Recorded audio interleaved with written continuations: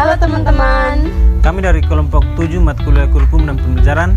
Di kesempatan kali ini kami akan menjelaskan materi tentang model perkembangan kurikulum. Tapi sebelumnya perkenalkan, nama saya Ronald Ardian Malelak dengan NIM 247111014. Saya Teresia Pama dengan NIM 247111030. Saya Odilia Delvilanana dengan NIM 247111023. Baik, pembahasan yang pertama, peta konsep. Yang pertama, demonstrasi, graf terus atau uji coba. Yang kedua, Botsam, sistemik atau administratif. Yang ketiga, Walker, naturalistik atau deliberasi. Yang keempat, skill batch, dinamis atau berbasis sekolah. Yang kelima, Ulfa, komprehensif 12 langkah. Yang berikut, konsep dasar model kurikulum. Apa itu model perkembangan kurikulum? Yang pertama, definisi. Model perkembangan kurikulum adalah kerangka kerja atau referensi prosedural yang digunakan sebagai panduan sistematis untuk merancang, mengimplementasikan, dan mengevaluasikan kurikulum. Yang kedua, fungsi model membantu mengekspresikan ide, mengindikasikan langkah-langkah dan menentukan aktor yang terlibat dalam proses perubahan pendidikan. Yang ketiga, kategori.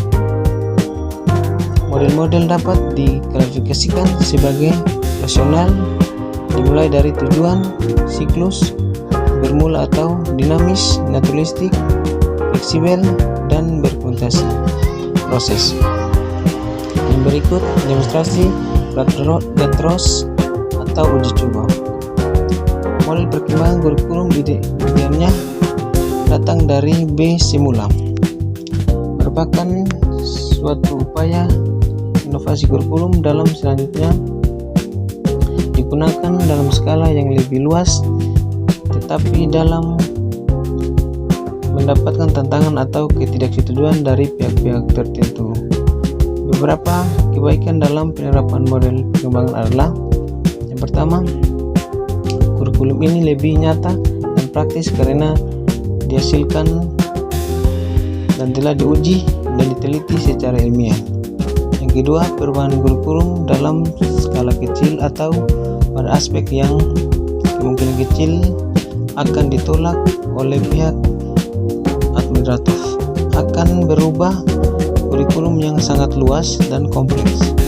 Yang ketiga, ikat model demokrasi berskala kecil akan terhindar dari dokumen dan pelaksanaan di lapangan. Yang keempat, model ini akan menggerakkan inisiatif kinerja guru-guru, memberdayakan sumber-sumber organisasi untuk memenuhi minat guru dalam mengembangkan program yang baru. Yang berikut, BESAM atau sistematik atau administratif. Pengembangan kurikulum model ini disebut juga dengan istilah dari atas ke bawah atau top down atau top linen. Artinya, pengembangan kurikulum ini ide awal dan pelaksanaannya dimulai dari para pejabat tingkat atas, pembuat keputusan dan kebijakan berkaitan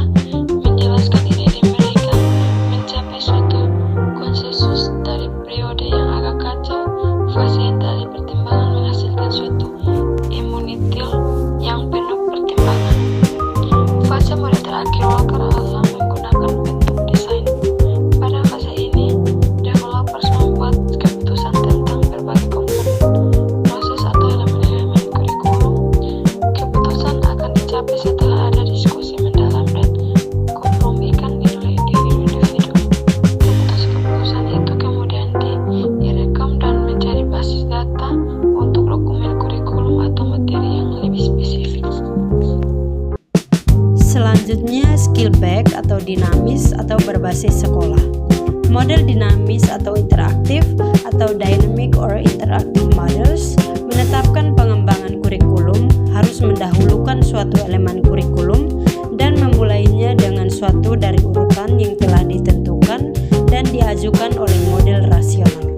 Tujuannya adalah menganalisis secara keseluruhan, tetapi secara simbol telah mendorong tim atau groups dari pengembangan kurikulum untuk lebih memperhatikan perbedaan-perbedaan elemen dan aspek-aspek proses pengembangan kurikulum agar lebih bisa melihat proses bekerja dengan cara sistematik dan modern. Selanjutnya, Oliva atau komprehensif 12 langkah. Menurut Oliva, suatu model kurikulum harus bersifat simpel, komprehensif, dan sistematik. Oliva menggambarkan dalam pengembangan suatu kurikulum ada 12 komponen yang satu sama lain saling berkaitan. Seperti komponen pertama, perumusan filosofis, sasaran, misi, serta visi pendidikan yang semuanya bersumber dari analisis kebutuhan siswa dan analisis kebutuhan masyarakat. Komponen kedua adalah analisis kebutuhan masyarakat, di mana sekolah itu berada, kebutuhan siswa, dan urgensi dari disiplin ilmu yang harus diberikan oleh sekolah. Sumber kurikulum dapat dilihat dari komponen 1 dan 2 ini. Komponen 1 berisi pernyataan-pernyataan yang bersifat umum dan sangat ideal, sedangkan komponen 2 sudah mengarah pada tujuan yang lebih khusus. Komponen ketiga dan keempat berisi tentang tujuan umum dan tujuan khusus kurikulum yang didasarkan pada kebutuhan seperti yang tercantum pada komponen 1 dan 2. Komponen kelima mengorganisasikan rancangan dan mengimplementasikan kurikulum.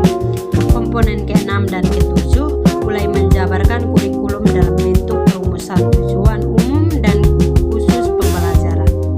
Komponen ke-8 menetapkan strategi